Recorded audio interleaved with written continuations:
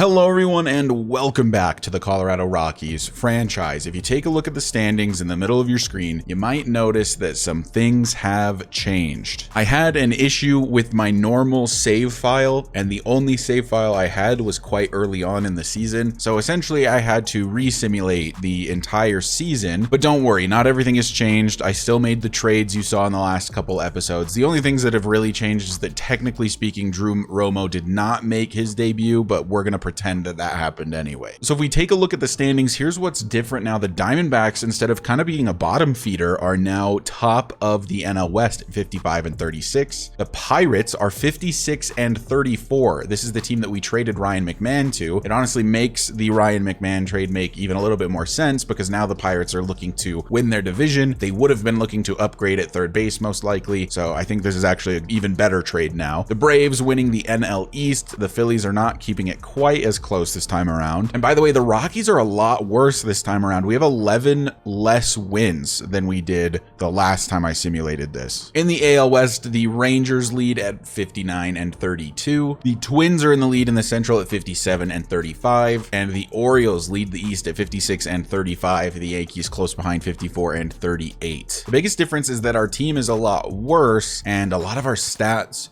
are different. So let me go ahead and show you that. So we look at position players. Charlie Blackmon is playing a bit better than he was previously, still regressing really badly at age 37. Brendan Rodgers not doing quite as well. He had been homering a ton. His average was a bit higher than this, but he's kind of on a hot streak right now and still improving at a pretty rapid rate. Brenton Doyle is slightly worse, but he was pretty bad anyway. Ezequiel Tovar is actually playing better. Eloise Montero is playing worse. One thing to mention is that because I was re-simulating everything, I was kind of paying attention to who was struggling and when and sending them down differently than I would have previously. So like Ryan Feltner was struggling big time at the MLB level, had an 8.06 ERA, and he was actually regressing in terms of his overall. So I sent him down to AAA and he's doing better down there. Joe Rock also was struggling tremendously. I want to say he had a horrendous ERA at the MLB level, 6.3. So he's been sent down to AA to try to work on improving. We signed Satchel Paige as a free agent. He has C potential. He's 71 overall and he's 25 years old, so could easily be a part of our rotation going forward. Right now he's at AAA just because since he is still relatively young at 25, he can still improve quite a bit, and he's playing very well at AAA and improving pretty nicely. We also signed Henry Fong as a relief pitcher, and he's improving very quickly. His K/9 is quite strong at 88. He was a free agent with C potential that's relatively young. I thought he was a pretty good pickup. Drew Romo has been struggling a lot during this simulation, so I sent him down to AA, which is where he's been playing, and Daniel Cope is now up at AAA where he's playing pretty well. We signed Scott Schreiber off of free agency, a 28-year-old C potential free agent, and mostly I did that because Michael Toglia was playing horrendously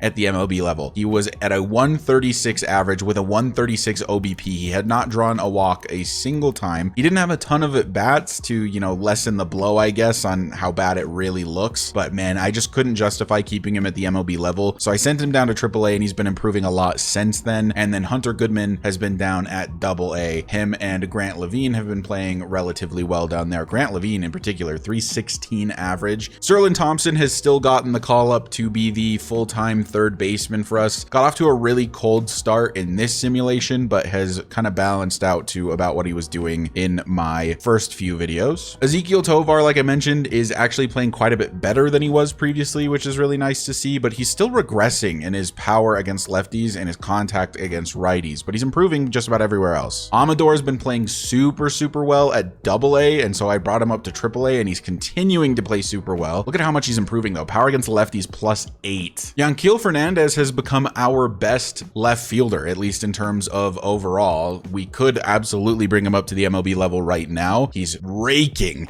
at AA, 325, 403 OBP, 600 slugging with a 1.003 OPS, but he's improving very quickly. I mean, look at these numbers of improvement for his attributes. Absolutely absurd. +9 power against lefties, +5 contact against righties. And Bouchard, who previously was playing pretty well at the MLB level, is now not playing super well. It hasn't been horrible, but like a 207 average isn't great. He does have relatively high discipline, so he can draw a good number of walks, which is why his OBP isn't quite so bad at a 278, but that's still not ideal. Sam Hilliard is currently up at the MLB level. Center field, like I mentioned, Brenton Doyle is struggling, and there's really nobody else to talk about down here. Benny Montgomery is one of the top guys in our system. He only has C potential, but it is high C potential. He has struggled a lot at AA. Looks like he's bringing the average back up, but it was like a 172 at some point. And right fielders, Nolan Jones and Charlie Blackmon have both been killing it. And then Zach Veen has really been struggling this season, not improving very quickly. He was doing really poorly at AAA, batting below 200. So I brought him to AA, where he's doing a little better, but still not great. And then Jordan Beck is also an everyday player at AA. He's improving a lot quicker, actually, and his power is going up a lot, which we like to see. But anyway, I would like to apologize for the fact that that happened, but I think it's early enough in the series where it's not actually having a tremendous impact on the overall experience, because in my mind, this first season is just in the garbage can anyway. And so the fact that it happened before the draft is actually a good thing, because I didn't spoil the draft for myself. So I tried my best to make sure I scouted mostly the same so that I still know who is good and who isn't, to not sort of give myself an advantage. In today's episode, we'll get through the All-Star break, whoever our All-Star happens to be. I'm gonna guess it's Nolan Jones based on how well he's been playing, and then we'll do the MLB draft, and then we will get to August 1st, which will show us the true potential and true overall of those draftees. So let's get through this series against the Reds. Yandy Diaz has been traded to the Giants, and that just reminded me, I do have to show you guys one of the most absurd trades I've ever seen that happened while I was simulating. If you look at this one on 7-4, the Cardinals acquired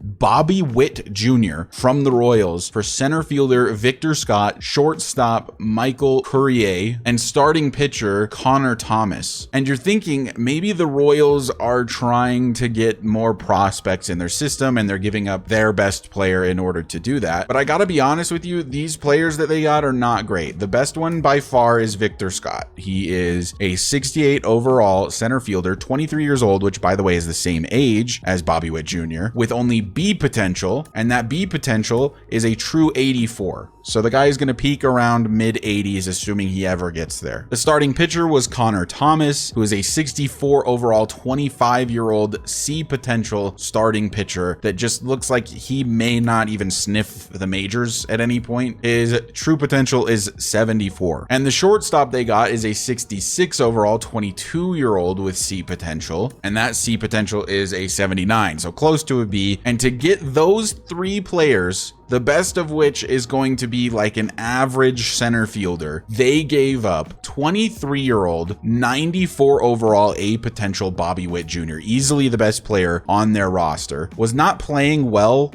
to their credit. So like maybe they're worried he's a bust. I could see that happening in real life. The fact that he's playing poorly, they want to trade him while his worth is still quite high. So like I kind of understand that take on it, but at the same time, 97 potential for this guy, and the Cardinals got him for almost nothing. Actually absurd. I don't have full control of all 30 teams, so the only way I would theoretically have to undo this trade would be to make Bobby Witt Jr. suck temporarily so that the Cardinals released him, and then make him good again and try to get him on Kansas City. I don't even know. Maybe like I would have to sign him and then trade him to Kansas City. It'd be kind of a difficult process, but if that's what you guys want, I will try my best to make it happen. So we're going to sim through the week and get into the draft. That's how we're going to start today's episode. We'll get through the All-Star break, and then we will probably play one series after the fact, and then we will see the true potential of these players. So there's a number of prospects I like. Our number one draft ranked player is PJ Pryor. 84 to 94 potential, 70 to 80 overall. He's going to be a guy who could probably start for us day one, which is very, very interesting to see. The guy I want most in number 3 is Barry Cohen. Even though he's our draft rank 10, I actually think that he's a generational prospect based on scouting videos I've been watching to determine who is generational. He's 18, he's got the 76 to 94 potential, and I've heard that if the present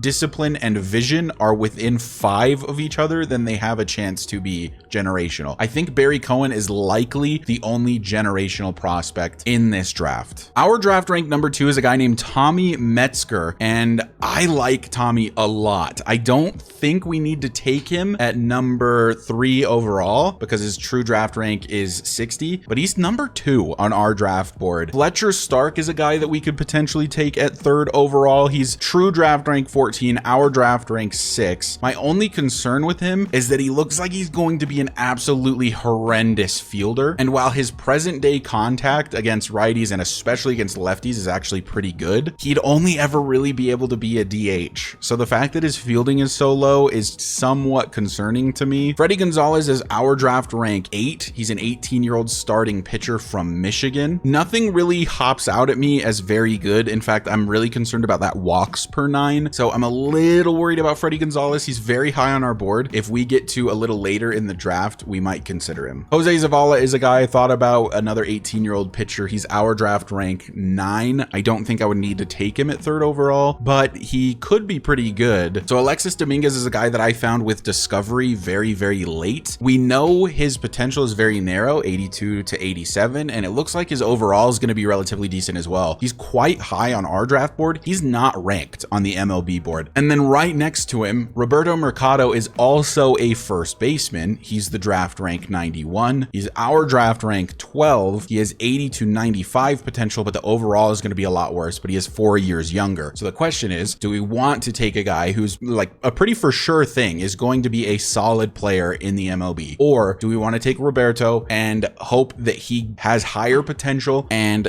becomes a really good player? So do we want the higher ceiling or the higher floor, really, is the question. My favorite pitcher in this whole draft class is Eric Iwamura. I think he is easily the best pitcher in this class. Well, maybe not easily, but he's definitely one of the best pitchers in this draft class. He's our draft rank 14. He's the draft rank 88. So I think that we can snag him at 80, and that currently is my plan. There's shortstop Jungwoo Kuo, who is the draft rank 13 and the team rank 19. He's 18, 75 to 90 potential, 50 to 65 overall. A bit of a project for sure. Looks to be very fast, but will only ever be kind of a middle of the pack batter based on his future statistics. Jared Escobar is a guy I would consider taking with our 37th overall pick, but not our 3rd. I just don't think he's still going to be available at 37. I also do not have him fully scouted, but I'm really excited about that stamina per 9 and the strikeout per 9. Plus, he's going to immediately have 93 to 98 pitch velocity. Reggie Schroth is another guy I will probably consider if he falls to 37. My favorite pick, though, is John Chirac at 37. We just know him very well. He's 86 to 96 potential. We know he's going to have really high potential. 56 to 66 overall is an ideal, so it will be relatively low overall. But you can't deny the fact that that potential is very pretty. We could take him at 37th, at 41st. Carlos Pinto, I think, is a guy we could consider taking at 110, assuming he's still there. His draft rank is 108. 85 to 95 potential. He's a bit lower overall, but when you're that late in the draft, it's kind of best to just go after these guys with high potential. I'm definitely adding him to my draft board. By the way, here's Orlando Moya, the guy who is the draft rank 2 in the MLB. His true potential is 69 to 79. So while he's going to be decent out of the gate in terms of his overall, he just has no room for growth. Victor Mendoza is a guy I like a lot with the 110th pick. He is a shortstop that can play 2nd or 3rd, and he has 85 to 95 potential. Another guy that's going to be low overall, which sucks at the age of 21, but that potential is going to be good. Aiden Bryant is a guy I have fully scouted that I could take at 140. He is a 21-year-old catcher with 86 to 96 potential, but that overall 45 to 55 is what scares me. And another guy with absolutely disgusting potential, but very low overall is Michael Bridges, but he's 23 years old. Do we want to chase the potential that badly to get a guy who's probably going to be like 50 overall and will have to sit in the farm system for a few years? He'll probably be 26, 27, 28 before he can debut, but that high potential is super, super tempting. There's a guy who might be similar to him, but I just don't have scouted. That's Michael Link, 69 to 97 potential, but he's is 18. So while his overall is likely also to be very low, he's going to have more time to grow into it, where he can be called up, you know, at age 23, 24, 25 instead of, you know, late 20s. But anyway, I've got my draft board set up. Let's go to the draft and see how it falls. We have the 3rd overall pick. I believe it's the Guardians and then the Reds at 1 and 2 respectively. That is correct. I'm expecting the Guardians to take one of PJ Pryor or Barry Cohen, and then the Reds to follow suit. The 1st overall pick in the 2024 MLB draft is Howard Oliveros. I was not expecting that in the slightest. 76 to 88 potential, 60 to 72 overall. He was our draft rank 30 and the MLB number 7. Very, very interesting. And the 2nd overall pick is Don Sable. I think Barry Cohen just fell in our lap. Barry Cohen, who I think is a generational first baseman, just fell into my lap. The Reds take 3rd baseman Don Sable, draft rank number 6, our true rank number 28. I didn't want to take him top 3 because his potential is only 89 at a maximum, and he's 21 years old. I wanted a super young guy. I mean, Barry Cohen, I think, is a generational prospect. I genuinely think that he is going to be 99 potential and 81 overall. Just based on videos I've watched about scouting, I think that he is the obvious pick here. I think he's going to be absolutely insane. He's already going to have high contact and power, and in the future is going to have elite contact and power. He's not a good fielder, but that's why he plays first base. But he can play 3rd base or left field. But with being that he's slow, I hopefully will never play him in the outfield. I am going to take Barry Cohen with my 3rd overall pick. Barry Cohen is the 1st draft pick in the Colorado Rockies franchise, and I can't wait to see if I'm right about him being generational. So the A's pick at 4, I'm expecting PJ Pryor. No, TJ Xander. So PJ Pryor falling now in the draft. So we're likely not going to be able to see PJ Pryor or Fletcher Stark. There goes Orlando Moya, who we know is a bit of a bust. Tommy Metzger should still be available though with the next pick. PJ Pryor went to the Cardinals, by the way. That also means by taking Barry Cohen, we don't have to worry about Alexis Dominguez or Roberto Mercado. There goes Jungwoo Kwo, who was the shortstop I kind of liked. Eric Iwamura got drafted 14th to the Cubs. Oh, that is devastating. I thought for sure he was going to fall to 80. I was almost certain, but he goes to the Cubs at 14th. That is brutal. He was by far my favorite pitcher in this draft class. And you know what? Now that I mention it, Tommy Metzger just got taken at 19th to the Mets. Metzger to the Mets, and we have no chance of him. Fletcher Stark is gone. So these top guys that I liked are leaving. There goes one of the first basemen I like, Alexis Dominguez. That was the one I was more interested in at 37, but he wasn't going to fall there anyway, it looks like. We are on the clock again at 37, and there's still a few guys I like here. I think the one I'm the most interested in at this point is John Chirac now. We need to get a starting pitcher of the future. That's where we're weakest. Is there potential that John falls to 41, and maybe I get Freddie Gonzalez or Jose Zavala? With this pick, I'm not going to take Freddie Gonzalez. The walks per 9 being super low and home runs per 9 really concerns me. I much prefer the balance that Jose Zavala brings. So we are going to draft Jose Zavala with our 37th overall pick. Welcome to the Rockies, Jose. We actually could still get Freddie. It's draft rank 68. I feel a little bit better about John Chirac though. I can't lie. 86 to 96 potential, 56 to 66 overall. He doesn't have great strikeouts, doesn't have great walks per 9, but his walks per 9 is still better than Freddie's. I don't know. I might be stupid for this. Freddie Gonzalez is the Colorado draft rank 8. I think Chirac is a better player, and this could come back to bite me, but I'm going to take John Chirac with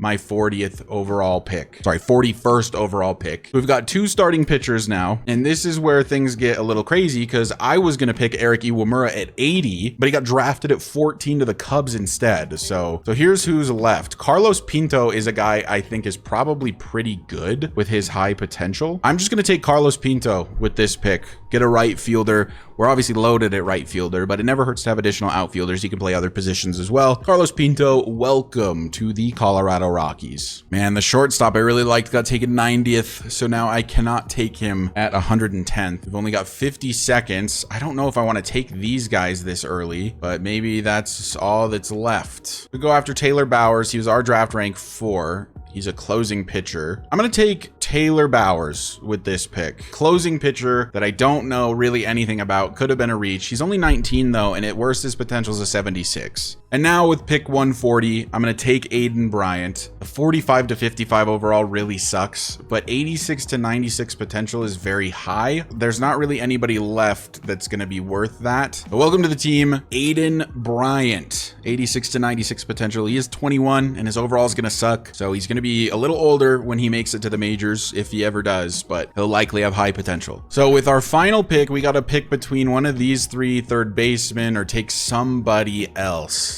I'm tempted to have it be Michael Link because I just know that Michael Bridges, while he's gonna have really high potential, he's 23 with the super low overall. Like, that's scary. And Michael Link might honestly have worse overall out the gate, but the fact that he's 18 means that he's gonna have way more time to develop. So with my final pick, I'm gonna draft third baseman Michael Link. Welcome to the Rockies. He opted out of his doctor's exam, but that doesn't necessarily mean he is injured or injury prone. His secondary position is first base, and he's probably gonna have decent potential. Just the fact that the other guy was 23, I don't think I could bother taking him with that low overall. By the time he's good enough to make the majors, he's gonna be close to 30. So there you have it. Michael Bridges went to Tampa Bay. We'll have to see what his potential was, and Rafael Guevara went to the Yankees. But I think we have to be excited about this draft because we got Barry Cohen, who I am pretty sure is a generational talent. And there you have it. First year player draft done. We'll have until the first of the following month, August, to sign those guys. But until then, we did not have a Rocky make it to the home run derby. It's Yordan Alvarez, Aaron Judge, Ronald Acuna Jr., Corey Seager, Juan Soto, Shohei Ohtani, Matt Olson,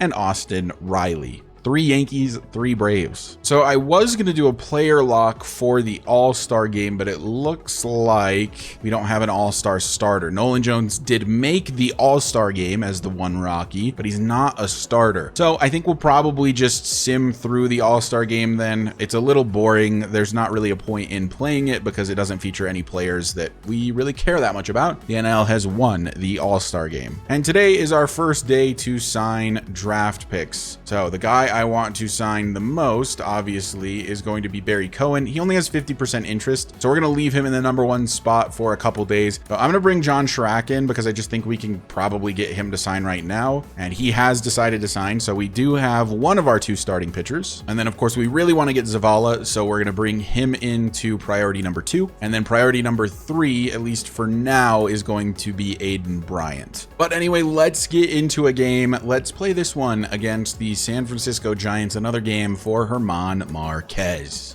Welcome everyone to Coors Field, where the Rockies are facing off against the San Francisco Giants, 2 of the worst teams in the NL West. The Rockies worse by quite a bit, I would say, though, at 29-68 to the Giants 42-55. The Giants, of course, just made a pretty big trade. I think it was for Yandy Diaz, if I'm remembering correctly. So that is the first time we will see him in a Giants uniform. German Marquez is the man on the mound today, has a 6.05 ERA in his 8 games started since returning from surgery. Here is Luis Matos to lead us off, and German Marquez, who has struggled mightily this season. Hopefully he can turn it back around. He's been one of the Rockies' most consistent starters for like 8 seasons at this point. The 0-2 pitch to Matos is popped way up to foul territory, and an easy play for Sterling Thompson. That's out number 1. Matt Chapman now at the plate. Got one to hit, honestly. Left a hanging slider. And this one is kind of a bloop pop to center field. Oh my God, I almost goofed that up with Brenton Doyle. And here is the man, Yandy Diaz, the new 3rd batter in the lineup for the Giants. And a strikeout on Yandy Diaz on the high heat from German Marquez ends the inning.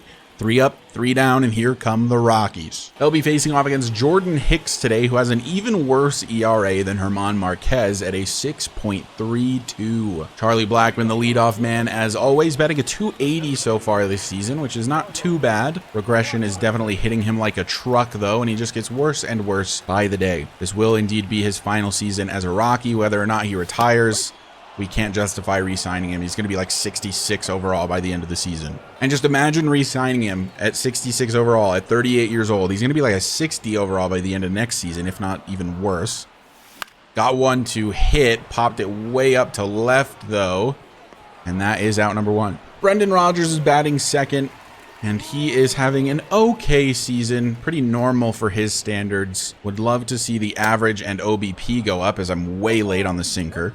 Let me know how you guys feel about that draft class, by the way, in the comments down below. I'm hoping it's going to be pretty good. I will show off the final potentials at the end of this episode, so stick around if you want to see that. We'll also go through some of the other teams' draft picks, guys we missed out on. I really want to see what Eric Uemura's potential was, because I'm guessing it was going to be like mid-90s probably, as Brendan Rodgers flies out to right. And that brings up our only all-star. That's Nolan Jones, having an incredible year so far. Easily our best player, and it's not particularly close. In fact, I think he is literally the only guy above 80 overall in the whole team, and I believe he's in the 90s now. So it's like a 10-point difference overall wise from Nolan Jones to the next guy, which is kind of insane. And I think the next guy is Cal Quantrill. It is a 3-1 count for Mr. Nolan Jones. Can he reach base on a walk? He can indeed.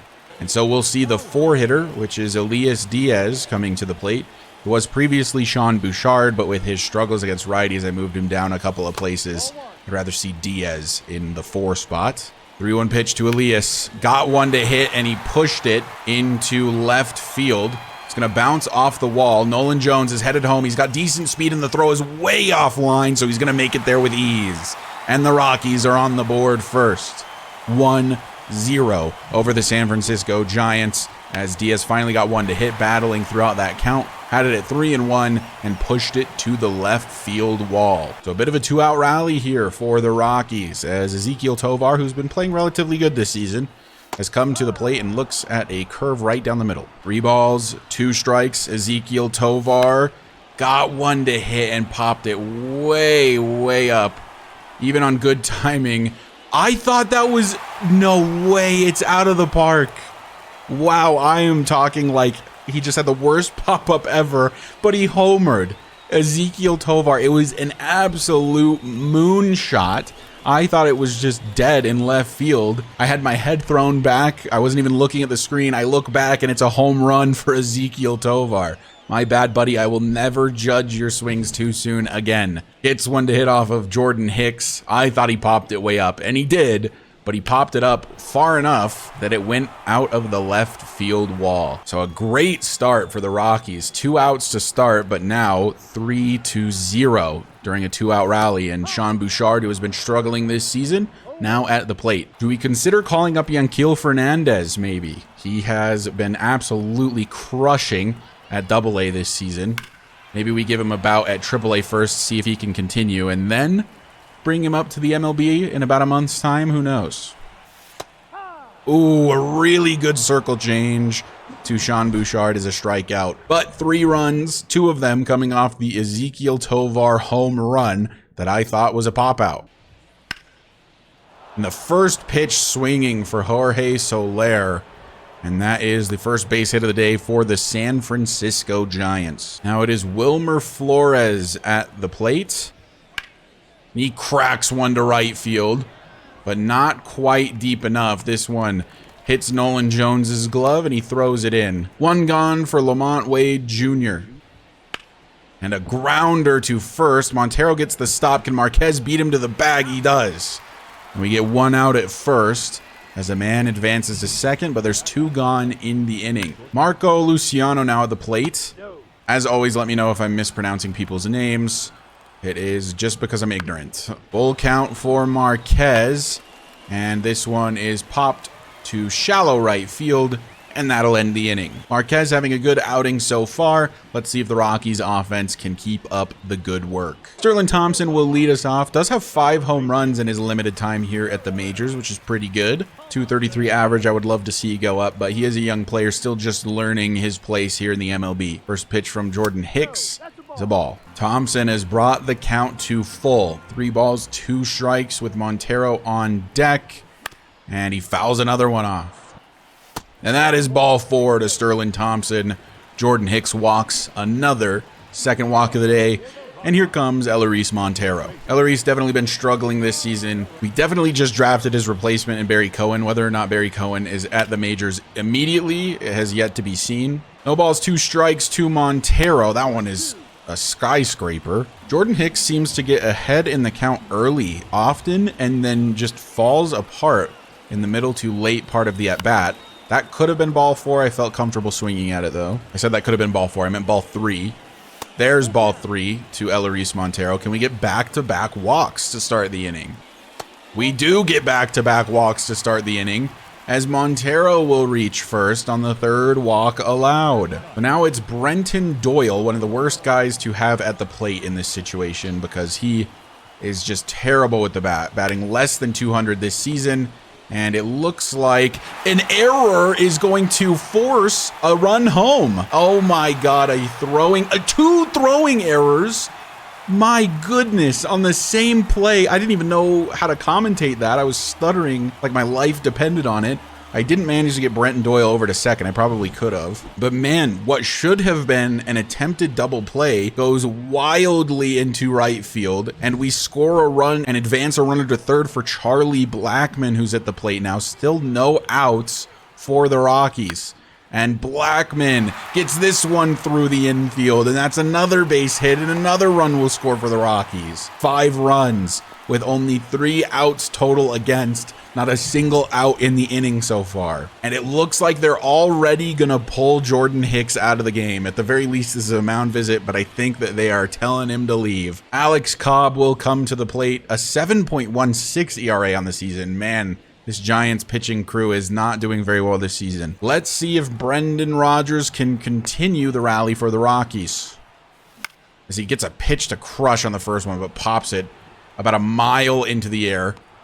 Nearly falls in. That was in an awkward spot on the field, but that is out number 1. And now the guy you want at the plate with runners in scoring position. That's Nolan Jones. Oh, a slow grounder to second, though. It's going to be a force out at first, but the runners do advance to second and third for Elias Diaz. Diaz grounds one right back to the pitcher on the first pitch. And Cobb immediately gets his team out of the inning. I guess we were just seeing Jordan Hicks really well. So we fast forward a couple innings. It's Wilmer Flores at the plate. German Marquez still on the mound. Has a runner on first and a runner on second. So the shutout could be over here shortly if there's just 1 base hit.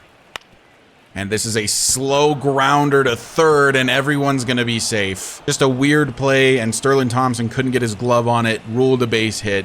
And now the bases are loaded with only 1 gone. And he will fly this one to left field. This will almost certainly score a run, but should keep the damage limited to that, as an errant throw from Bouchard, which was only to the cutoff man, so I don't know how he misses that throw. Got a couple arms warming up in the bullpen now in case this gets out of hand for German Marquez, but it looks like it won't. Should be an easy out at first. And that is the end of the top half of the 4th. Fast forward another couple innings. It's Sean Bouchard at the plate, and he's got 2 runners on with 2 gone. We're here in the bottom of the 5th in Colorado, still 5-1. And Bouchard gets one to hit on the first. That's why I swung. I mean, it's a sinker right down the middle, and he's still not in time to first despite the fumble at short. That is incredible. So if you're curious how I've been fast forwarding so much, it's just through Quick Manage. This is a way to get through the games a lot faster in the sort of dead time in the middle. Jalen Beeks just allowed a double to Ramos, which scored the single from Flores. So now it is 5-2, and we'll enter the game right here. He's facing off against Patrick Bailey. Marquez made it 6 full innings before we brought him out of the game. This is not an easy play for Ezequiel Tovar, but he makes it anyway. Good throw from short, and that ends the inning. So both teams really settled in the middle of this game, as it is still 5-2, and now we're in the top of the 9th, and it's a save situation for Justin Lawrence. He'll face Jorge Soler first. This would be a much-needed morale boost for the Rockies, who have obviously struggled a ton this season. And Lawrence looks like he's got the slurve working. He'll throw another one. It's a swing and a miss. A strikeout on Soler. 1 gone in the 9th. Now it's Wilmer Flores at the plate. Imagine Justin Lawrence has not gotten a ton of opportunities this season with how bad the Rockies have been. He has 18 saves and 2 blown saves on the season with a 4.0 ERA, so pretty average. I would say this is bad for a closer, to be honest. But maybe he can get it done here against the Giants. A swing and a miss for Flores. This slurve is really working right now. They're swinging at it pretty much every time, and another one. Strikeout on the slurve. Wilmer Flores, see you later, 2 gone. It'll be Wade as hopefully the final batter, as Lawrence's first pitch is a sinker that I would have personally swung at. Elias Diaz wants the slurve again, so I'm throwing the slurve again. It hits the corner perfectly, but no call. Brutal for Justin Lawrence. I mean, he nailed that spot. That brings up Luciano. Hopefully we can get out of this game with no further damage. Should have been a strikeout. In a 2-strike count again, Lawrence goes to the slurve and this time gets him looking and gets the call. Struck out 4 batters during that inning. Only got the call on the last one. And that is a win for this very, very terrible Colorado Rockies team. 5-2. Most of the offense came very early. A run kind of in the middle of the game for the Giants. But otherwise, that 5 was really just in the first 2 innings. Player of the game is Ezequiel Tovar, who homered and had those 2 RBIs. German Marquez gets credit for the win. Only had the 2 earned runs. A pretty good day for him all around. We take a look at the box score. Here's how the Giants did. 2 hits from Soler and Flores. Had RBIs from Wade and Ramos. And the losing pitcher, of course, was Jordan Hicks, who only completed 1 inning and gave up 4 runs in that time, 4 earned runs. Here is the Rockies box score. Charlie Blackmon had a good day. Nolan Jones did not, other than the walk. Did not have a hit, though. Elias Diaz had a hit and an RBI. Tovar, of course, had 2 hits, was most of the offense, honestly. And, of course, German Marquez lowers his ERA, only allowing the 2 earned runs on the day. 6 strikeouts as well, and no walks. So we managed to take the first game against the Giants. Maybe we can win a series, but today is a day to sign draft picks, so never mind. Let's go take a look at that. Barry Cohen's interest is up to 53%. Let's offer him a contract once again. I'm going to go up to $9.11 million. Submit the offer. He declines again. I hate this guy. Jose Zavala's up to 50%. We can try to offer him something. And he actually commits to sign right away. Jose Zavala, welcome to the Colorado Rockies. Michael Link already has 53% interest, so I'm going to offer him a contract right now. He's going to be relatively inexpensive, and he has elected to sign as well. Wow, is he really short? Did I not pay attention to his height at any point? He looks tiny. So it's Barry Cohen remaining in priority 1. I know he's already over 50%, which means I can offer him contracts now anyway, but the more interested he is, the less extra money I have to offer him, and the more likely he is to sign sooner rather than later. And let's be honest, he's a significantly more important prospect than Aiden Bryant or Taylor Bowers. Ezequiel Tovar has a pulled back muscle. It's not a serious injury, but he'll be out for a day or 2. Let's keep him active and just take him out of the lineup for a couple days until it says he is healthy. Yeah, Alan Trejo will start at short for a couple days, and that's fine. It's not like we're on a winning streak or something. We're 30-69. Another day to sign draft picks here for the Colorado Rockies. Let's offer Barry Cohen one more time. Give him $8.94 million, and he has signed. So the guy, I think, is a generational prospect, and you can actually see his potential and overall changed now that he's 100% scouted. 84-99, 67-82 overall. I think he's going to be 81 overall, 99 potential, which is a generational prospect. So now the only guys left are Aiden Bryant, Taylor Bowers, and Carlos Pinto. We're going to go ahead and enter a game here with the Rockies against the Red Sox, the series immediately following the one against the Giants. Why didn't I swing at that? It is 0-0, a pitcher's duel here in the bottom of the 8th, and Elias Diaz is up to bat. Grounds this one softly to third, though, and that is going to be out number 2. I think the reason we got brought into this was actually because of a hit streak for Diaz, and now Alan Trejo is in at third, and Diaz was replaced defensively. We will return to simulating. Fast forward a little further. We're in the 11th. It's still 0-0, and it is Charlie Blackmon with an opportunity to score a run here for the Rockies. Swung on a terrible pitch and popped it a mile into the air. So the Red Sox got a run. It is now 1-0, bottom of the 12th. Bouchard with a home run could walk it off. With a hit would probably score Charlie Blackmon. And they're going to say that I didn't swing at that, which is just wrong. Got one to hit, did Bouchard. I was slightly late on the swing, but man, to pop it up that bad is brutal. And that is another one gone. in the inning. In fact, it's the first one gone here in the bottom of the 12th. Brings up Nolan Jones, your favorite man to have at the plate for situations like this. He's got incredibly high batting clutch. That is called a strike. Dang, he's painting the corners right now. Look at those two pitches. The first two pitches were absolutely immaculate from Liam Hendriks, and he strikes out Nolan Jones on what was another perfect pitch that likely would have been called a strike. Just 3 perfect pitches from Hendriks. What can he even do? Brendan Rodgers now gets to attempt to be the hero instead. Can he do it? Man, he does not miss the corners. Liam Hendriks has hit one of the corners with his last 4 pitches. That one he misplaced, but Brendan Rodgers did not get a piece of it because I was super early. I have a bad feeling about this. 1 ball, 2 strikes. Brendan Rodgers battles, stays in it. Pop this one to right field. Is it going to get down? No, and the Red Sox win it. Extra innings, we go to the 12th, and it's a 1-0 victory for Boston. Unfortunately, could not get anything going there in the bottom of the 12th. It's another situation here in the second game against the Red Sox, as it's now 2-1 in the bottom of the 8th. A fairly similar situation. Late in the game, small lead for the Red Sox. It's Eleris Montero at the plate with, I believe that's Charlie Blackmon over there at first. And he grounds one to the first baseman, and that's going to be a fielder's choice, technically, I think is what they'll rule that. But an out at first. It did advance Charlie Blackmon, though, and that's all you can really ask for. And now Elias Diaz has the opportunity to take the lead for the Rockies, and he takes one on the butt. He'll take his base, and now it's runners on first and second for Scott Schreiber, who is likely DHing today. Scott Schreiber's actually playing in right field today. It looks like Nolan Jones got the day off, actually.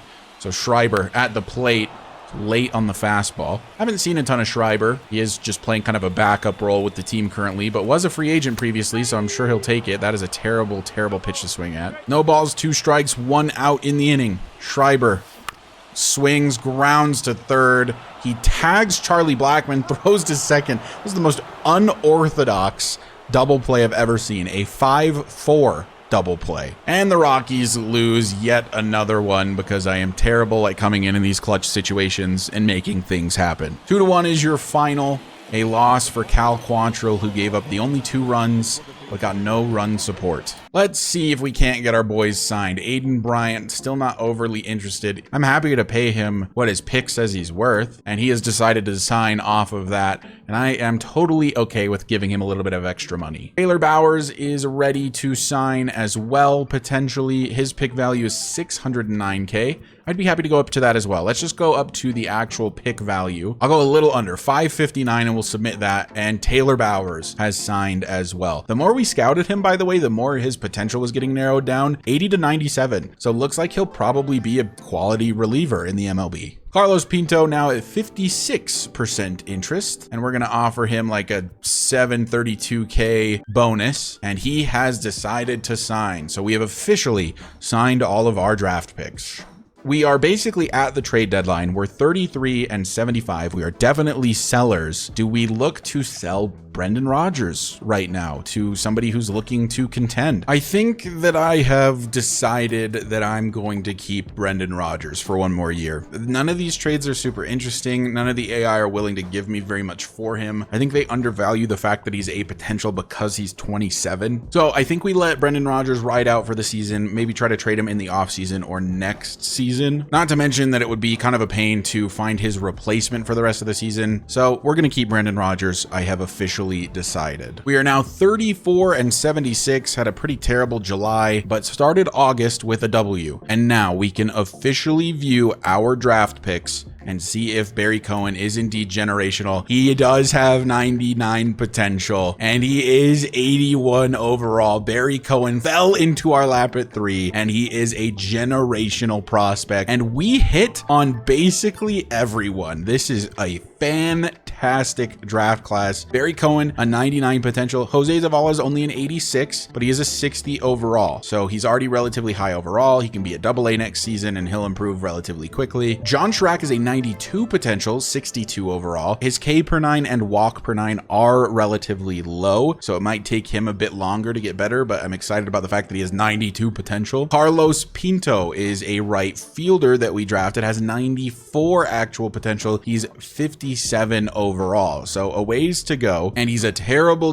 fielder, but he has high potential, so we can work it out. But he is 21, so he's a little older to be this low overall. There's Taylor Bowers, the closing pitcher. He's most likely just going to be a reliever, even though it says closing pitcher. He has 92 potential, and he's only 19, and he's a 70 overall out the gate. What a steal Taylor Bowers was. No wonder he was 4th on our draft board, because the guy is a stud. Aiden Bryant has 92 actual potential. He's 21 years old. He's only 51 overall, and his batting looks horrible. His fielding isn't great. His blocking isn't great. The guy is definitely a project, but he's got 92 potential. So if anybody can do it, it's going to be Aiden Bryant. And our last pick was Michael Link, an 18-year-old third baseman straight out of high school. He's only 48 overall. But see, this is part of why I went with him over Michael Bridges, because even though Michael Bridges probably has a bit higher potential, Link is only 18 and Bridges was 23. That's 5 years that Link has on improving to Michael Bridges' level. And I'm thinking Michael Bridges is probably only like a 50 overall. I'm really happy with this draft class. I think we absolutely nailed it. I'm still a little bummed we missed out on Eric Iwamura, but let's go through the other team's draft classes and see how they did. So the Dodgers, a team that we obviously see all the time, got Dustin Fullilove, who is an 83 actual potential closing pitcher, 71 overall. Definitely not quite as good as our boy. They also got Michael Vasquez, a third baseman that is 22, 89 potential, but only 58 overall. So he's a bit of a project, and the fact that he's 22, that's not great. The Padres did not get Ken Matsumoto, so we'll have to look out for him in free agency, see if he's any good. They did get Charlie Gibson, an 88 potential second baseman that is only 20 years old. Geez, 54 overall, definitely a project. His batting is horrendous. There's Victor Mendoza. He went to the Giants. He is a 94 true potential, 56 overall, so a bit of a project, but man, that is a bummer. We're pretty weak at shortstop, at least in the farm system, when you consider the fact that Amador is going to be moved to second base. They also got Art Veach, a 89 potential center fielder.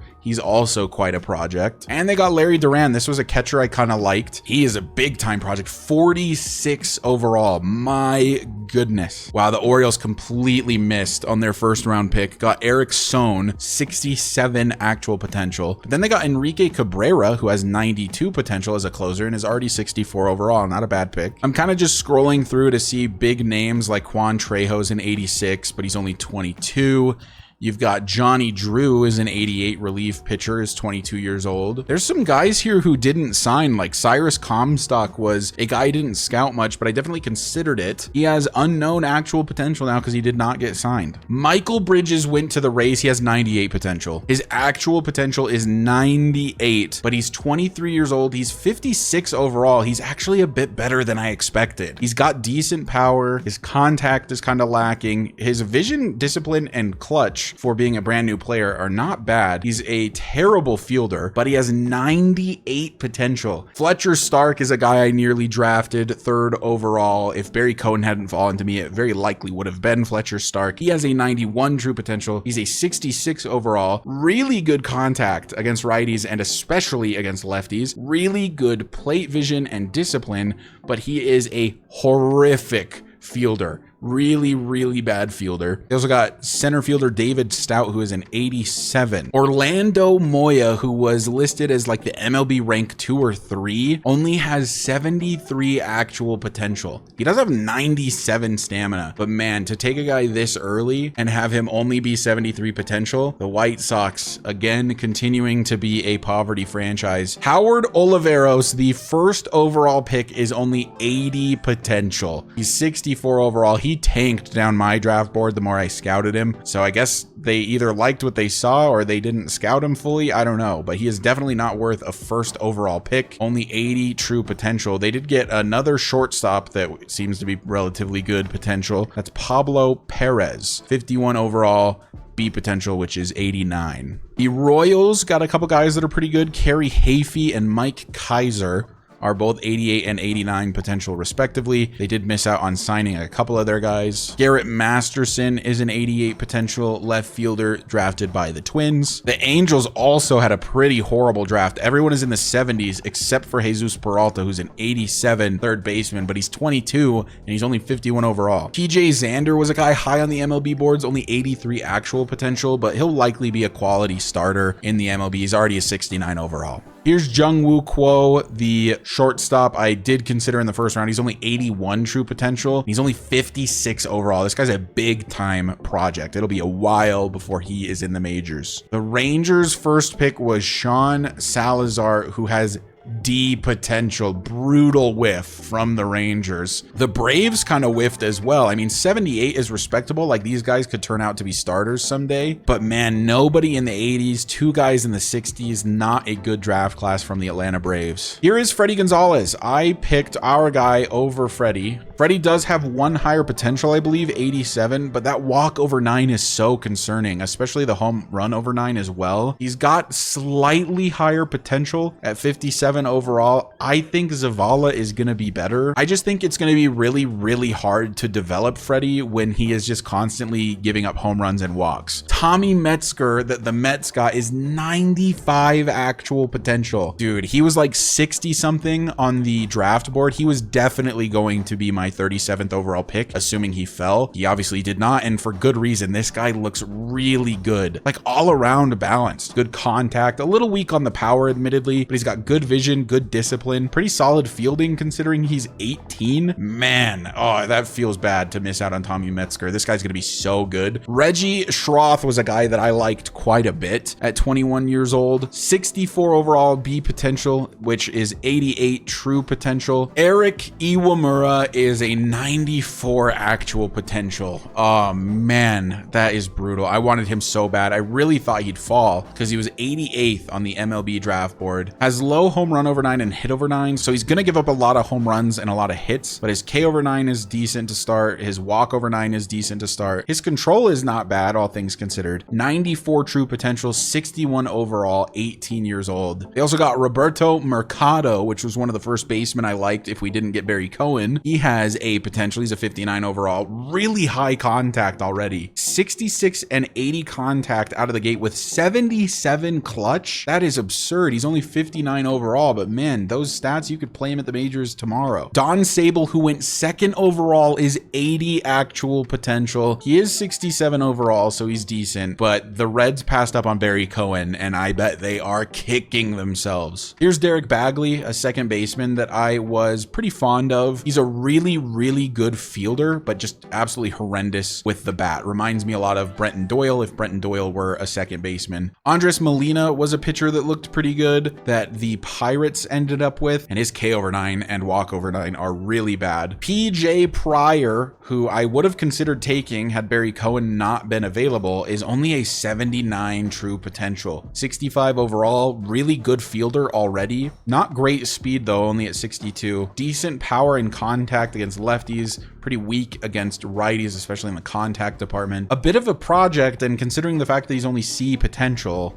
not exactly ideal for the Cardinals. And back to us. I think that we nailed the draft more than anyone else. But anyways, that is going to do it for this episode. In the next episode, we will talk about kind of the stats that happened during the month of July, do any call-ups or send-downs, what have you. And then we'll get through most of the month of August. We're almost to the end of the first season, and I think season 2 is where this series is going to get really, really fun. So I hope you guys are enjoying, and I hope you're sticking around. Lots more to come. Thank you so much for watching, and I will see you in the next one.